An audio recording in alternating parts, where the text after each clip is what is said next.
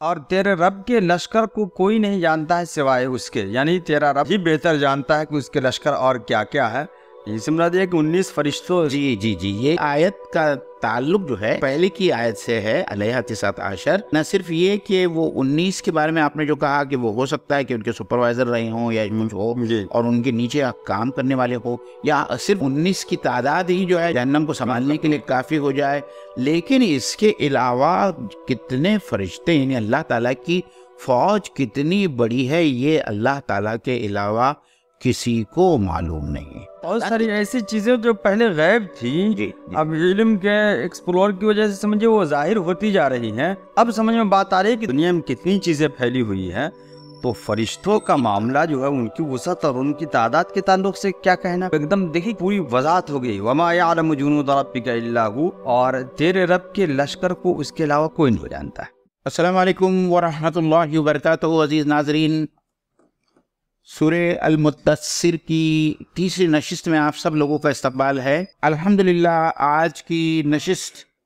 اس سورہ کی آیت نمبر 26 سے شروع ہوگی۔ قبل اس کے کہ ان 5 یا 6 آیت یہ رکوع کی تفسیر آپ لوگوں کے سامنے بیان کرنے سے پہلے انشاءاللہ تعالی اس کا ایک لب لباب میں آپ سب لوگوں کے سامنے رکھوں مضامین کا، تاکہ ہر آیت کو سمجھنے میں آسانی رہے گی انشاءاللہ تعالی۔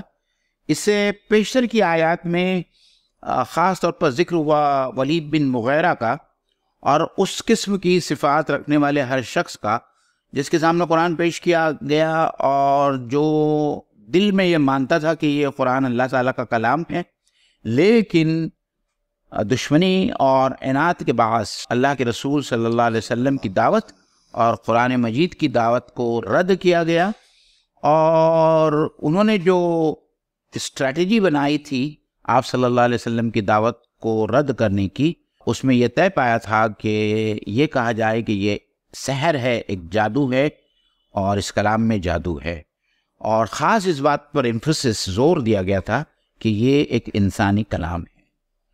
تو اب آگے کی آیتوں میں اللہ تعالیٰ ولید بن مغیرہ کا کیا حشر ہونے والا ہے اس دنیا میں اور آخرت میں، اس کا بیان کیا گیا ہے کہ کس طریقے سے اللہ تعالیٰ نے یہاں سے اسلوب اور مضمون تبدیل ہو جاتا ہے اس سورہ کا، اور اللہ تعالیٰ یہ کہہ رہا ہے کہ ولید بن مغیرہ کا کیا انجام ہوگا، اسے جہنم میں ڈالا جائے گا۔ پھر جہنم کا کچھ بیان ہے اس میں، اور خاص طور پر جنت کے اوپر جو 19 فرشتے قائم ہیں، مقیم ہیں اور داروغاں ہے، ان کا بیان ہے، اور کس طریقے سے یہ جو علیہ 19 کی جو آیت ہے وہ آیات مشابہات میں سے ہے۔ انشاءاللہ تعالیٰ اس کے اوپر بھی تفصیلی گفتگو رہے گی آج کی نشست میں۔ میرے ساتھ میں مولانا عبدالستار ندوی صاحب موجود ہیں، انشاءاللہ مولانا آپ تلاوت اور ترجمہ کریں، اور پھر انشاءاللہ تعالیٰ ایک ایک آیت کی تفسیر ہم بیان کریں گے۔ اعوذ باللہ من الشیطان الرجیم، بسم اللہ الرحمن الرحیم۔ سأصلیہ سقر وما ادراک ما سقر لا تبقی ولا تذر۔ سأصلیہ سقر، ان قریب میں اسے دوزخ میں جھونک دوں گا، اور تم کیا جانو کہ وہ دوزخ کیا ہے، نہ باقی رکھے نہ چھوڑے۔ معین بھائی، یہ آپ نے جس طریقے سے وضاحت فرمائی کہ یہ ولید بن مغیرہ کے تعلق سے آیتیں، اور ناظرین کے سامنے یہ بات بھی واضح ہو گئی کہ صرف ولید بن مغیرہ ہی نہیں بلکہ اس طرح کی ذہنیت رکھنے والے جو بھی ہوں، چاہے وہ اپنے آپ کو جس قوم سے منسوب کرتے ہوں، وہ سب کے سب اس میں شامل ہوں گے۔ تو اس نے یہ کہا تھا کہ یہ انسان کا کلام ہے، تو اللہ رب العزت نے فوراً اس کے سمجھے کہ جواب میں یہ کہا کہ وہ انسان کا کلام اسے کہتا ہے۔ سأصلیہ سقر، دیکھیں معین بھائی، یہاں پہ سین کا لفظ آیا ہے۔ سین کہتے ہیں ان قریب، یعنی مستقبل میں، قریب مستقبل میں ہم اسے داخل کریں گے سقر میں۔ تو سقر کیا ہے، اس کے تعلق سے اللہ نے اگلی آیت میں یہ کہا کہ آپ کو کیا معلوم سقر کیا ہے، اگرچہ رسول اللہ صلی اللہ علیہ وسلم سے خطاب ہے، لیکن اسے تمام انسانیت اور تمام لوگ مراد ہے کہ سقر کیا ہے اور سقر کی وضاحت ہے۔ تو میں سقر کی وضاحت میں جانے سے پہلے میں تھوڑی آپ سے درخواست کروں گا کچھ اور اس میں اضافہ کریں گے تو۔ یہ قرآن مجید کا اسلوب بارہا آتا ہے، جہاں ایک چیز کو دوسری بار اللہ تعالیٰ کی طرف سے کلام کے اندر لایا جاتا ہے وما ادراک ما سقر، یوم الدین وما ادراک ما یوم الدین، انزلنا فی لیلۃ القدر قدر وما ادراک ما لیلۃ القدر، مطلب کسی ایک ایسی حقیقت جس کے اوپر پردہ پڑا ہوا ہے اور ہماری آنکھوں سے، مطلب یہ ہماری دنیاوی آنکھوں سے ہمارے غور و فکر کی جتنی طاقت اور صلاحیت اللہ تعالیٰ نے دی ہے، ہم اس حقیقت کا تصور نہیں کر سکتے۔ اس کو بیان کرنے کے لیے یا زور بیان پیدا کرنے کے لیے تاکہ ہم کو اس کا احساس ہو، اللہ تعالیٰ جو ہے یہ کہتا ہے کہ جہنم وما ادراک ما سقر، اور تم کیا جانو کہ جہنم کیا ہے، کتنی ہولناک چیز ہے۔ اور قرآن مجید میں جا بجا جہنم کے مختلف مطلب جو اللہ تعالیٰ نے جو تصویر کشی کی ہے جہنم کی، اور جہنم میں جہنمیوں کے ساتھ میں کیا ہونے والا ہے، جا بجا جو ہے اللہ تعالیٰ نے اس کا ذکر قرآن مجید میں کیا ہے۔ اور واقعی میں جو انسان جہنم پر یقین رکھتا ہے، مولانا میں یہ بات آپ سے اور تمام ناظرین سے، کیونکہ ہمارے ناظرین سب ایمان والے ہیں، میرا ہمیشہ سے یہ ماننا رہا ہے، یہ مشاہدہ رہا ہے، آپ کا بھی مشاہدہ رہا ہوگا کہ ہم جہنم کے تئیں ہمارا رویہ بہت محتاط اور سنجیدگی پر مبنی نہیں ہوتا۔ ہم جہنم کو بہت ہی کیجولی لیتے ہیں، اور کہیں اس خوش فہمی میں ہم مبتلا ہیں کہ ایمان والوں کا جہنم سے کیا تعلق ہے اور ایمان والے جہنم میں نہیں جائیں گے۔ یہ ایک میرا خیال جائیں گے بھی تو اپنے ایمان کی وجہ، جی، یا ان کی شفاعت ہو جائیں گی اور وہ فوراً نکال لیے جائیں گے۔ اس قسم کی بہت ساری خوش فہمیاں ہیں، اس میں تو کوئی شک نہیں کہ اللہ کے رسول صلی اللہ علیہ وسلم جو ہے اپنی امت کے بہت سارے لوگوں کی شفاعت کرائیں گے، لیکن اس کے باوجود جو حق بات یہ ہے کہ بہت سارے ایمان والے ایسے ہیں جو جہنم میں ڈالے جائیں گے، اور قرآن مجید اس کا خود شاہد ہے۔ ما سلککم فی سقر جو آیا ہے، قالوا لم نک من المصلین، جب جنتی جہنمیوں سے پوچھیں گے کہ بھائی تم کو کس چیز نے جہنم میں ڈال دیا، تو وہ کہیں گے کہ ہم نماز نہیں پڑھتے تھے۔ ظاہری بات ہے کہ نماز پڑھنے کا تقاضا جو وہ تو ایمان والوں سے ہے، ایمان والوں سے۔ تو یہ آیت بھی بتاتا ہے، خود اس بات کی دلیل ہے کہ بہت سارے ایمان والے جہنم میں ڈالے جائیں گے۔ تو ہم کو اس خوش فہمی میں یا بیوقوفوں کی اس جنت سے ہم کو باہر آنا ہے اور سمجھنا ہے اور اپنا احتساب کرنا ہے کہ خدا نخواستہ کیا ہم لوگ بھی ان لوگوں میں تو شامل تو نہیں ہیں کہ جو جہنم، اور پھر وہ جہنم کتنی خطرناک ہے، جیسا کہ اللہ تعالیٰ نے صرف فرقان میں کہا انہا ساعت مستقرا و مقام، وہاں رہنا تو بہت دور کی بات، وہاں ایک پل بھی جو ہے انسان ٹھہرنا ٹھہر نہیں سکتا، ٹھہرنا پسند نہیں کرے گا۔ تو یہ تمام چیزیں جو اس قسم کی آیتیں قرآن مجید میں آئی ہیں، پہلی بات تو یہ کہ ہم قیامت کے اوپر ایمان لائیں، قیامت ہونے والی ہے، جو لوگ قیامت پر ایمان نہیں رکھتے ہیں، قیامت کے بعد میں ہم دوبارہ اٹھائے جائیں گے، اس بات پر تو مسلمانوں کا ایمان ہے۔ لیکن اس کے بعد میں جو جہنم ہے اور جہنم میں جانے کا جو بیان ہے، جیسا کہ میں نے پہلے بھی کہا کہ بہت سارے ایمان والے اس خوش فہمی میں مبتلا ہے کہ وہ جہنم میں کبھی بھی نہیں جائیں گے۔ تو اسی لیے جو ہے یہاں کہا گیا ہے وما ادراک ما سقر، تم کیا جانو کہ سقر کیا ہے؟ لا تبقی ولا تذر، یعنی وہ دوزخ نہ باقی رکھے گی نہ چھوڑے گی۔ جی، تبقید ابقا علیہ سے بنا ہے، صحیح ہے، جی دونوں مفہوم، جی دونوں مفہوم، چھوڑ دینا، رحم کرنا، ترس کھانا۔ تو مفسرین نے بھی یہی ترجمہ کیا ہے کہ جہنم ایک ایسی جگہ ہے جہاں جو وہ کسی بھی انسان پر نہ ترس کھائے گی نہ اس کو وہ چھوڑے گی۔ مطلب اس کی تھوڑی سی اور کچھ ہم یہ ابقا یبقی اگر لیتے ہیں نا بغیر اعلیٰ کے تو باقی رکھنا، جی، تو اس کا ایک مفہوم یہ ہو جائے گا کہ لا تبقی ولا تذر، کہ جو شخص اس میں ڈالا جائے گا اس کو باقی نہیں رکھے گی، جی، اور یہ نہیں کہ صرف جلا دے گی بلکہ جلانے کے بعد پھر اس کو دوبارہ زندہ کیا جائے گا، اور پھر سمجھیں گے پھر جلائیں گے۔ لا تبقی، نہ باقی رکھے گی نہ چھوڑے گی، یعنی جلا کے خاکستر کر دیں گی پھر اسے دوبارہ زندہ کیا جائے گا۔ اور دوسرا مفہوم اس کا یہ ہے موجود بھائی کہ جیسا کہ اس آیت یعنی لا تبقی ولا تذر کے پہلے مفہوم کے تعلق سے قرآن کی ایک اور آیت بھی ہے لا یموت فیہا ولا یحیا، میں اسی کی طرف آنا چاہتا ہوں۔ جی، اور دوسرا مفہوم اس کا یہ ہے کہ لا تبقی ولا تذر، یعنی جو لوگ جہنم کے مستحق ہوں گے اس کو باقی نہیں رکھے گی اور نہیں چھوڑے گی، یعنی اس کو اپنی گرفت ملے گی. جی. اور میں نے پہلے جو آپ نے بتایا کہ اگر ابقا اور طبقی کو علا کے ساتھ لاتے ہیں، علیہ کے ساتھ لاتے ہیں، تو اس کا مطلب ہوتا ہے رحم کرنا. جی. تو یہ بھی مفہوم مفسرین نے لیا، اور سمجھیے کہ زیادہ تر مفسرین، بڑے مفسرین نے بھی اس کا مفہوم لیا ہے کہ لا تبقی علیہ، یعنی اس پر جہنم رحم نہیں کرے گی، ولا تذر، اور نہ اسے چھوڑے گی. مولانا ایک بہت ہی لطیف نقطہ اس میں ہے جو سمجھنے کے لائق ہے، وہ یہ ہے کہ آدمی کے ذہن میں ایک بات آتی ہے کہ جہنم میں اتنی ساری آگ ہوگی اور اس طریقے سے انسانوں کو جلایا جائے گا تو انسان تو مر جائے گا. لیکن جیسے کہ قرآن مجید میں بھی آتا ہے اور احادیث میں بھی آتا ہے کہ کوئی انسان، موت کو تو ختم کر دیا جائے گا اور اس کے بعد میں کوئی انسان کو موت نہیں ہے. تو ظاہری بات ہے کہ جہنم میں جو لوگ جائیں گے ان کو دوبارہ زندگی ملے گی. جس طریقے سے سورہ نساء کا میرے خیال سے دوسرا یا تیسرا رکوع ختم ہوتا ہے، وہاں ایک آیت ہے کہ اللہ تعالیٰ نے اس میں کہا ہے کہ جہنم میں لوگوں کی جلدیں جھلس کر جھڑ جائیں گی. کلما نضجت جلودہم بدلناہم جلودا غیرہا لیذوقوا العذاب. جی. تو ہم ان کو نئی جلد لائیں گے تاکہ انہیں جہنم کے عذاب کا مزہ بار بار چکھنا پڑے.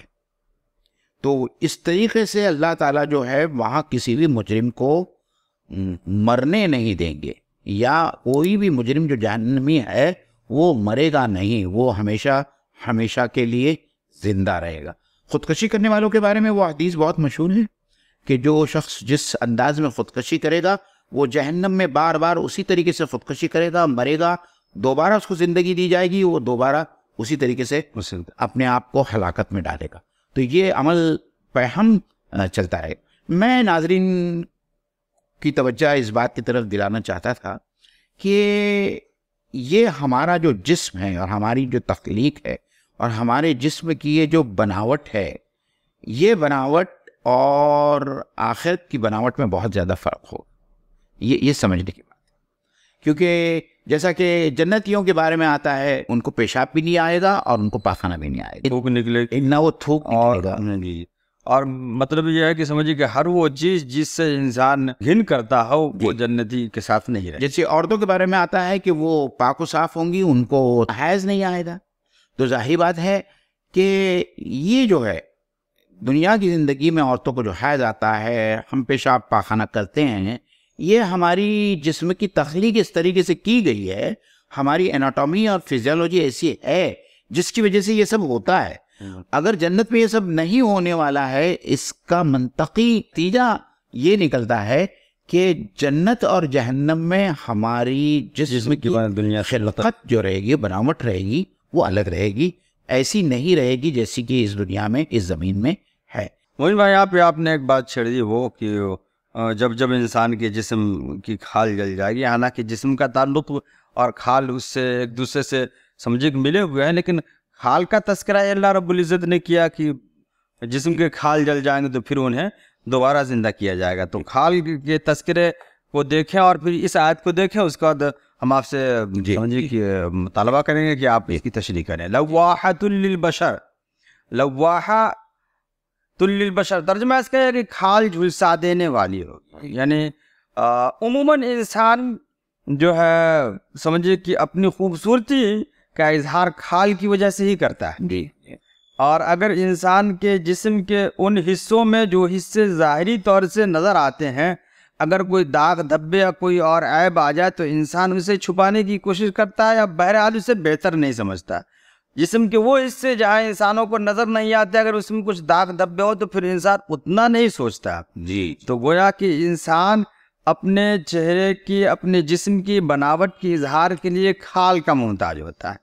تو اللہ نے یہ کہا کھال کو جھلسا دے گی، یعنی وہ بدنما اور بدصورت کر دے گی. کھال کے تعلق سے تھوڑی سی اور وضاحت مطلوب ہے مجھ میں تھوڑا سا. جی. مولانا خاص طور پر اس آیت سے یہ بات صاف طور پر سمجھ میں آتی ہے کہ انسان کے جو پین ریسپٹرس ہوتے ہیں، انسانوں کو جو درد کا احساس ہوتا ہے، اس کے جو ریسپٹرس ہوتے ہیں وہ ہماری جلد میں ہوتے ہیں، ہماری چمڑی میں ہوتے ہیں، ہمارے اسکن میں ہوتے ہیں. ڈاکٹرز لوگ اس بات کو جانتے ہیں کہ اگر چمڑی نکل گئی تو وہاں سے درد کا احساس جو ہے وہ ختم ہو جاتا ہے. اور یہ بات آج سے 1400 سال پہلے اللہ تعالیٰ نے قرآن مجید میں بیان فرمائی، جب کسی کے خواب و خیال میں بھی یہ بات نہیں تھی کہ جو درد کا احساس کے جو ریسپٹرس ہے وہ انسان کے کھال میں یا انسان کی جلد میں رکھے ہوئے ہیں، یا اس کا لوکیشن یہ ہے. تو اسی آیت کے اوپر ایک جاپانی سائنٹسٹ نے، اس کے سامنے جب یہ آیت پیش کی گئی تو وہ ایک بہت بڑا سائنٹسٹ تھا اور وہ ڈرماٹولوجسٹ تھا. اس نے یہ کہا کہ 1400 سال پہلے پروفٹ محمد صلی اللہ علیہ وسلم کو یہ کیسے پتہ چل سکتا تھا کہ دوبارہ درد کے احساس کے لیے اللہ تعالیٰ جہنم میں جہنمیوں کو دوسری سکن یا دوسری کھال عطا کرے گا. تو ظاہری بات ہے کہ اس وقت انسانی سائنس اتنی ارتقاء اس کا نہیں ہوا تھا کہ اس قسم کی معلومات دنیا والوں کو تھی. تو اس نے اس سے یہ اندازہ لگایا کہ یہ بلا شک اور شبہ جو ہے یہ اللہ تعالیٰ کا کلام ہے، ڈیوائن کلام ہے، اور یہ کوئی انسانی کلام نہیں ہوتا. اور اسی کانفرنس میں وہ ایمان لے آیا اور اس نے کلمہ شہادت پڑھ لی. دیکھیے قرآن ہر ایک کے لیے ہے، خوب غور و فکر کرنے والوں کے لیے بھی ہے، اور جو کم غور و فکر کر کے اس پہ عمل کرنا چاہے اس کے لیے بھی ہے. علیہا 19 علیہا اس پر 19 19 مقرر ہے. صرف اس آیت میں 19 مقرر ہے. 19 کا معدود نہیں بتایا گیا کہ 19 کیا مقرر ہے، لیکن مومن بھائی اگلی آیت سے یہ بات واضح ہو جاتی ہے کہ 19 سے مراد فرشتے ہیں. جی اچھا، اس کو مبہم جو رکھا گیا اس آیت میں، اور اس میں بھی بعض مفسرین نے کچھ نقطے بتایا ہے کہ بعض چیزیں جو مبہم ہوتی ہیں سمجھیے کہ اس سے فیملیئر نہیں ہوتے ہیں لوگ، تو اس سے زیادہ خوف کھاتے ہیں. جی مان لیا کہ کوئی انسان چاہے جتنا بدنما ہو، جتنا خراب ہو، اگر اس کے ساتھ اٹھنا بیٹھنا ہے تو انسان اتنا خوف نہیں کھاتا ہے یا اتنا گھن نہیں کرتا ہے. لیکن کوئی اجنبی شخص جو ایسا ہو جو دیکھنے میں بدنما ہو تو پھر تھوڑی سی کراہت محسوس ہوتی ہے. تو یہاں جو ہے جس طریقے سے مبہم رکھا گیا ہے، یعنی عذاب کے لیے فرشتوں کا ہونا، یہ تو بہرحال سمجھیے کہ ایک بڑی بات ہے ہی. اس کے بعد بھی ایسے فرشتے ہوں گے جس سے سابقہ نہیں پڑا ہوگا لوگوں. جی تو اور زیادہ ہیبت کی بات ہے. جی. اور دوسری بات یہ ہے کہ اس بعض جو سوال بعد میں جو پوری آیت آگے آ رہی ہے انشاءاللہ تعالیٰ اس کی ہم تفصیل بیان کریں گے. اور مولانا بعض مفسرین نے اس کو آیات متشابہات میں سے آیات متشابہات. جی. اچھا، اس آیت کے نزول کے وقت ایک واقعہ بھی بیان کیا گیا تھا ابو جہل کے تعلق سے. جی. کہ ابو جہل نے کہا تھا کہ دیکھو محمد صلی اللہ علیہ وسلم کہہ رہے ہیں کہ وہ 19 فرشتے ہوں گے ہم لوگوں کو عذاب دینے کے لیے، کیا تم لوگ اتنی قوت نہیں رکھتے ہو کہ 10 مل کر کے ایک کے دیکھ لو؟ تو اس میں سے ایک اور سمجھے کہ کسی قبیلے کا وہ بہادر تھا، پہلوان تھا، اس نے کہا 17 کو تو میں اکیلے دیکھ لوں گا، باقی 2 کے ساتھ تم لوگ یہ کر لینا. تو اللہ نے اس کی وضاحت پہلے ہی کر دی کہ اس طرح کی آیت جب نازل ہوں گی تو یہ لوگ مذاق اڑائیں گے، اور ایسا ہوا واقعہ. جی مولانا. اور اس میں دوسرا پہلو یہ بھی ہے کہ پورے جہنم کی نگرانی کرنے والے یہ 19 فرشتے ہوں. جی یہ بات بھی اسی سے نکلتی ہے. اور جہاں تک 19 فرشتوں کا تعلق ہے، اس میں ناظرین آپ لوگ یہ سمجھ لیں کہ ہم میں سے کوئی انسان کسی فرشتے کا تصور نہیں کر سکتا، اس کی طاقت کا تصور نہیں کر سکتا، اس کی قدرت کا تصور نہیں کر سکتا، اللہ تعالیٰ نے اس میں کیا کیا صلاحیتیں دی ہے اس کا تصور نہیں کر سکتا. اس کو سمجھنے کے لیے صرف ایک ہی واقعہ اللہ کے رسول صلی اللہ علیہ وسلم کی زندگی میں جو پیش آیا ہے، جب اللہ کے رسول صلی اللہ علیہ وسلم نے اپنے آنکھوں سے حضرت جبرائیل علیہ السلام کو پورے افق پر اس طریقے سے دیکھا کہ پورا افق حضرت جبرائیل علیہ السلام سے بھر گیا تھا، یعنی اس کے علاوہ اور کچھ نہیں نظر آ رہا تھا. اور کتنے پروں کا بیان؟ 600 پروں کا بیان ہے کہ حضرت جبرائیل علیہ السلام کے 600 پر ہیں. اور وہ جب سامنے کرسی پر معلق کرسی تھی اور اس کے پر بیٹھے تھے تو وہ اتنا ان کی جو حیت، ان کی جو جسامت تھی، وہ جسامت اتنی تھی کہ وہ جسامت سے پورا آسمان بھر گیا.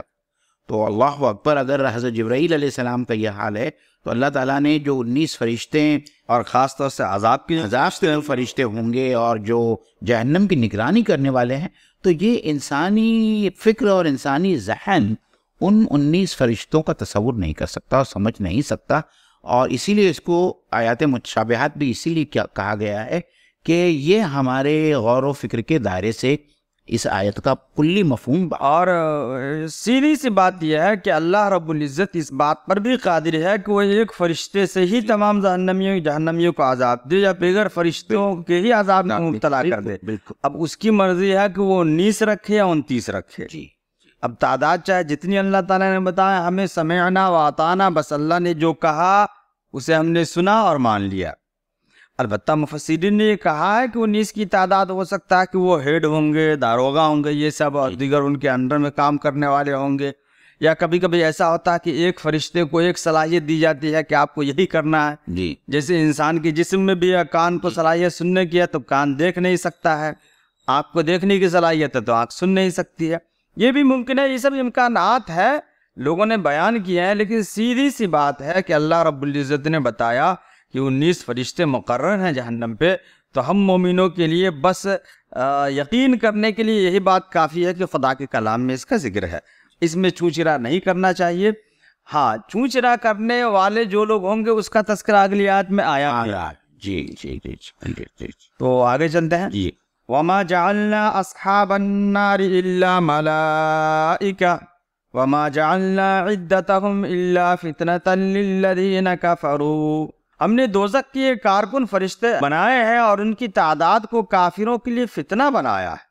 یعنی اللہ رب العزت نے کہہ دیا کہ ہم نے دوزخ کی نگرانی کے لیے جو داروغہ بنایا ہے یہ کافروں کے لیے فتنے کا باعث ہے. اور فتنہ کہتے ہیں ایسی چیز کو جس کو انسان سمجھنے سے قاصر ہو جائے، پریشان ہو جائے، اور پھر راہ حق یا دوسری راہ سے چھوڑ کر غلط راستے لگ جائے. تو کافروں کے لیے اللہ نے بتایا کہ یہ فتنہ ہے، اس لیے کہ وہ اس طرح کی چیزوں کو ڈھونڈتے ہی رہتے تھے.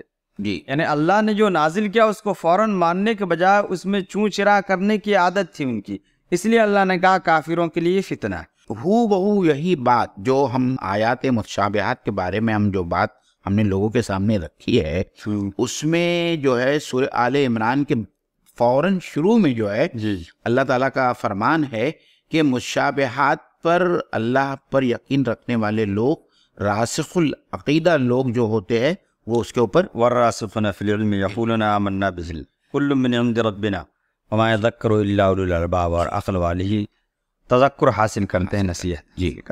اور جن کے دل میں کجی ہوتی ہے وہ بھی ہے اس کے اندر، اس آیت میں جن کے دلوں میں ٹیڑھا پن ہوتا ہے، مرض ہوتا ہے، کجی ہوتی ہے، وہی اس کی تعویل کرنے کی کوششیں کرتے.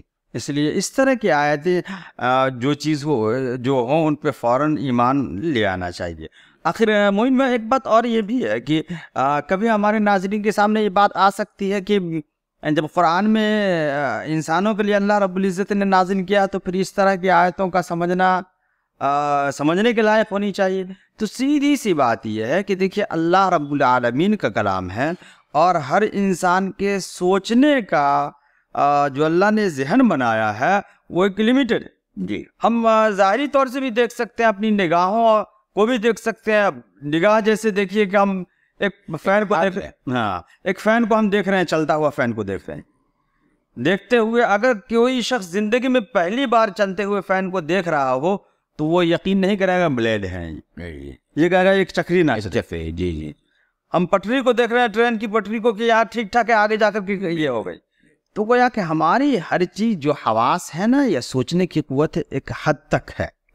تو اس لیے اللہ رب العزت وہ چیزیں جو سمجھیے کہ غیب سے متعلق ہیں یا جن کا ہماری سمجھ سے باہر ہے، اللہ رب العزت کو ان چیزوں پہ ہمیں آمنا و صدقنا کہنا چاہیے. ہو سکتا ہے کہ بہت ساری چیزیں ایسی ہیں جس کو اس زمانے میں نہیں سمجھا گیا اور آج کے زمانے میں سمجھی جا رہی ہیں. تو یہ بھی ممکن ہے کہ ہم جب تک کہ دنیا کی آنکھ کھلی ہوئی ہے یہ چیز ہم نہیں سمجھ پا رہے ہیں.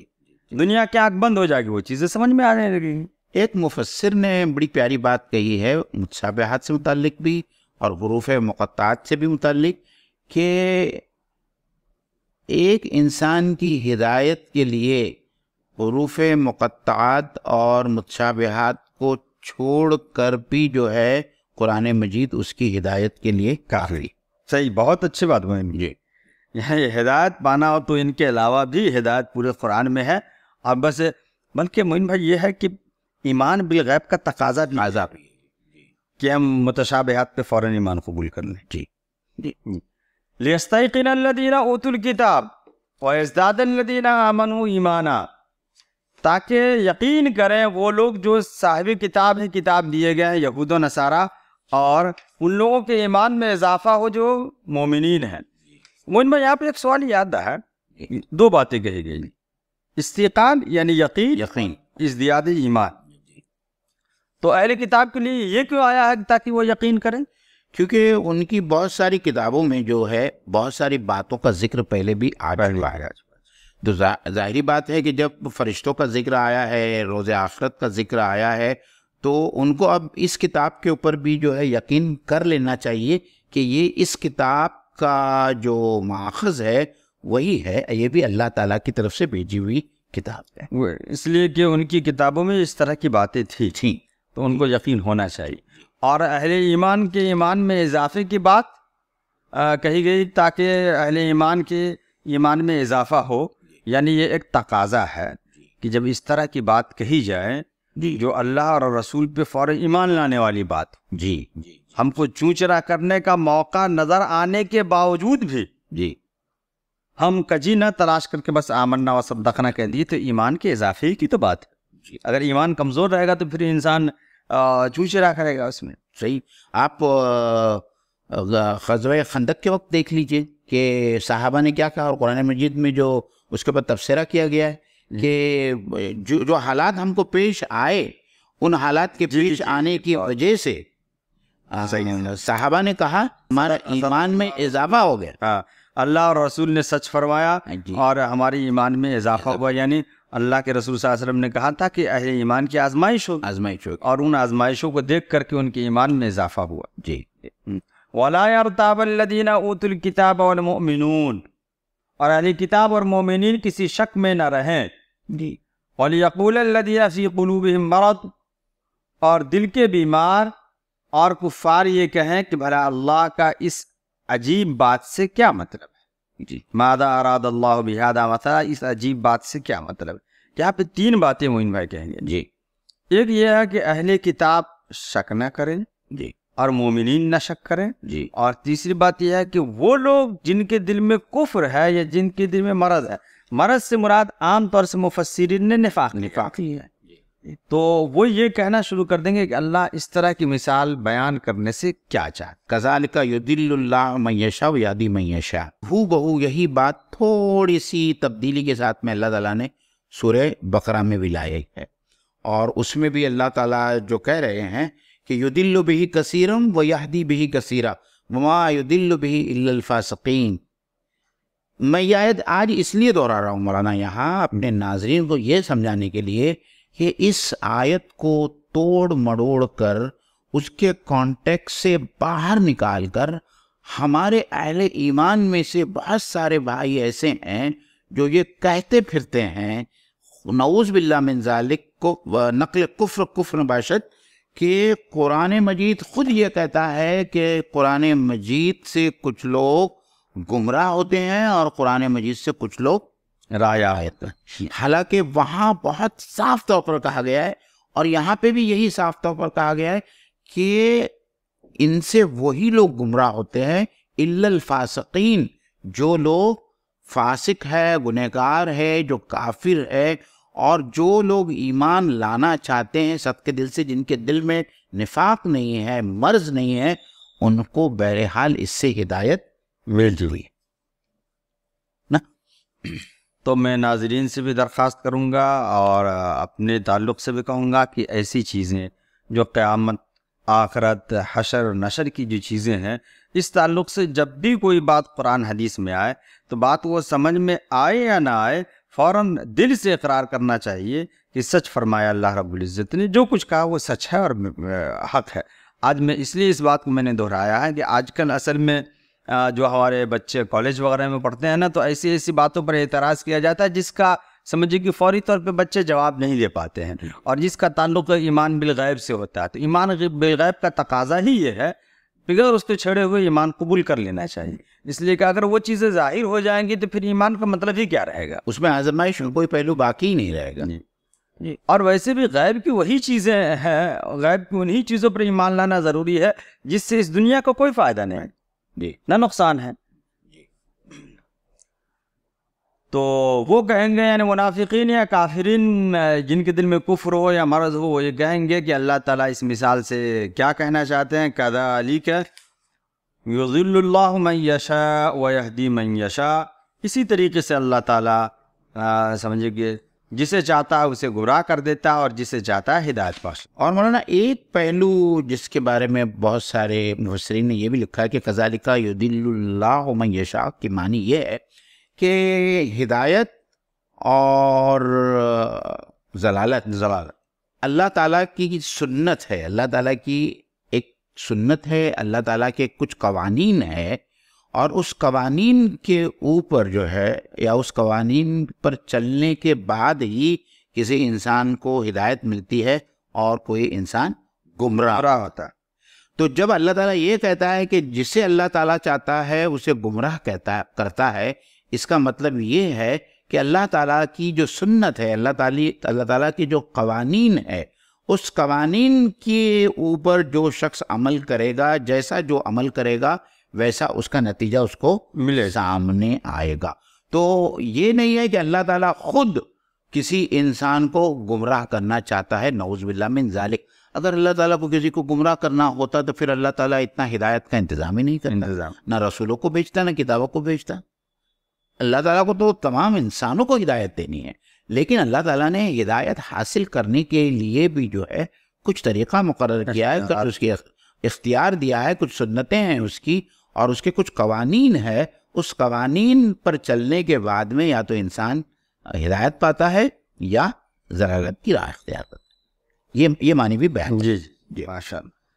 وَمَا يَعْلَمُ جُنُودَ رَبِّكَ إِلَّا هُوَ. اور تیرے رب کے لشکر کو کوئی نہیں جانتا ہے سوائے اس کے، یعنی تیرا رب ہی بہتر جانتا ہے کہ اس کے لشکر اور کیا کیا ہے.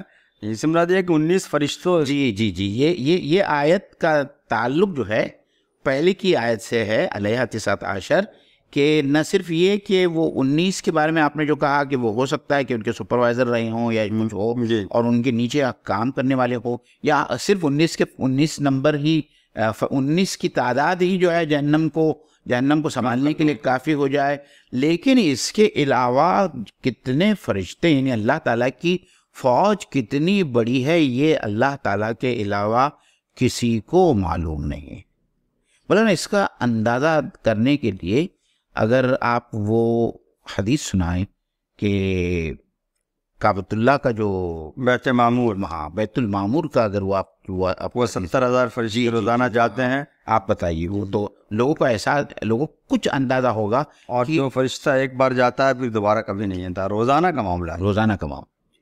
اور رکوع اور سجود کا یہ معاملہ، جو بچہ جو فرشتہ رکوع میں ہے وہ سمجھیے کہ جب سے پیدا ہوا تب سے رکوع میں.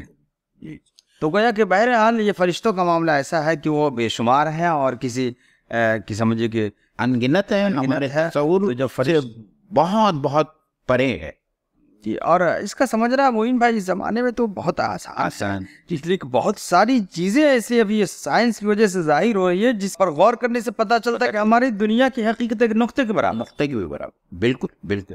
ہم جب کہتے ہیں کہ ہماری زمین ایک کہکشاں کا حصہ ہے، اس کہکشاں میں اربوں ستارے ہیں، اور پھر ایسے اربوں اور کھربوں کہکشائیں ہیں جو صرف اس پہلے آسمان میں ہیں، تو ہماری پاس میں ہماری گنتی تو محدود ہو گئی، اب ہم گن بھی نہیں سکتے اس کے آگے. یہ مسئلہ جب ہم کہتے ہیں کہ ہمارے جسم کے اندر 30 ٹریلین سیل ہیں، تو آپ سمجھیے کہ ایک انسان کے جسم کے اندر 30 ٹریلین سیل ہیں، تو خلیات ہیں، تو تمام انسانوں کے مل کے خلیات. مطلب بہت ساری ایسی چیزیں جو پہلے غیب تھیں، اب علم کے ایکسپلور کی وجہ سے سمجھے وہ ظاہر ہوتی جا رہی ہیں. جی. تو اب سمجھ میں بات آ رہی ہے کہ دنیا کی وسعت کیا ہے اور دنیا میں کتنی چیزیں پھیلی ہوئی ہیں. تو فرشتوں کا معاملہ جو ہے ان کی وسعت اور ان کی تعداد کے تعلق سے کیا کہنا. تو اللہ نے ایک دم دیکھی کیا ایک دم سیدھے پوری وضاحت ہو گئی. وما یعلم جنود ربک الا ہو، اور تیرے رب کے لشکر کو اس کے علاوہ کوئی نہیں جانتا ہے. وما ہی الا ذکری للبشر، اور اس دوزخ کا ذکر اس کے سوا کسی غرض کے لیے نہیں ہے کہ لوگوں اس سے نصیحت حاصل کرے. وما ہی الا ذکری للبشر، یعنی دوزخ کا تذکرہ اللہ رب العزت نے اس لیے کیا تاکہ انسان اور بشر اس سے نصیحت حاصل کرے. تو مثلا میں واپس اسی بات کی طرف آؤں گا، اور اسی بات کو آپ اپنے انداز میں دہرائیے کہ اللہ تعالیٰ اس کلام کے ذریعے، یعنی اللہ کے رسول جو ہے، انذار، جو بات شروع ہوئی تھی انذار سے کہ اے رسول آپ ڈرائیے جی جی کہ ایک روز آنے والا ہے، ہم سب مرنے والے ہیں، اللہ کے سامنے کھڑے ہونے والے ہیں، اس کے بعد میں کچھ لوگ جہنم میں پھینکے جانے والے ہیں، اور یہ جہنم اس قسم کی جہنم ہونے والی ہے. تو یہ ہمارے لیے باعث فکر ہونا چاہیے اور باعث نصیحت ہونا چاہیے، اور اس سے ہم کو نصیحت حاصل کرنا ہونا چاہیے، نہ کہ یہ کہ ہم بیوقوفوں کی جنت میں رہیں اور یہ سمجھ لیں کہ ہم لا الہ الا اللہ محمد رسول اللہ کے پڑھنے والے ہیں اور ہمارے ہاتھ میں جنت کا پروانہ لگ گیا ہے. یہ بات صحیح نہیں ہے. یہ بہت ہی غیر سنجیدہ اور بہت ہی غیر محتاط رویہ ہے جنت اور جہنم کے بارے میں اور آخرت کے بارے میں، جس سے ہم کو بالکل پرہیز کرنا چاہیے اور اپنی فکر کرنا چاہیے. اصل انسان کی عقل میں جب جب اضافہ ہوتا ہے نا تو پہلی والی حقیقت اس کے سامنے ظاہر ہو جاتی ہے. ایک بچہ جو 3 سال کا ہے، 3 سال سے پہلے جس حقیقت میں وہ زندگی گزار رہا تھا، 3 سال کے بعد اس کے سامنے دوسری حقیقت ہے. اب 3 سال سے لے کے 10 سال میں جو چیزیں اس کے پاس ہے اس کو سب کچھ وہ سمجھ رہا ہے. اگر اس کے کھلونے کو یا گھروندے کو کوئی توڑ دے تو ایسا لگتا کہ ساری دنیا ختم ہو گئی. لیکن وہی بچہ جب 18 سال کا ہوتا ہے اور سوچتا ہے تو سوچتا ہے اس کی کوئی حقیقت ہی نہیں تھی. جی جی. اور وہی 18 سال کا بچہ جس دنیا میں جیتا ہے، اب وہ 30 سال 40 سال کا ہو جاتا ہے تو سوچتا ہے کہ جوانی کے اور 18-20 سال کی عمر میں جو کچھ ہم کر رہے تھے وہ تو فالتو چیزیں تھی، کوئی مطلب نہیں اس کا. جی جی. اور 30-40 سال میں جو چیز اکٹھا کرتا ہے، جمع کرتا ہے، بڑھاپے کی آخری عمر کو پہنچتا ہے تو کہتا ہے کہ یہ ہماری کوئی کام کی چیز نہیں تھی. اسی طریقے سے جب ہماری یہ آنکھ بند ہو جائے گی تو پھر یہ اندازہ ہوگا کہ دنیا کی چیزیں کیا تھی. کیا صحیح بولنا. اور ایمان کے بارے میں یہ آخری بات ہے جو ہم طے کر انشاءاللہ آج کی نشست کو ختم کریں گے کہ کوئی ایمان والا اپنے ایمان کے بارے میں مطمئن ہو ہی نہیں سکتا، یا رہنا ہی نہیں چاہیے. نہیں رہنا چاہیے، بالکل رہنا نہیں چاہیے.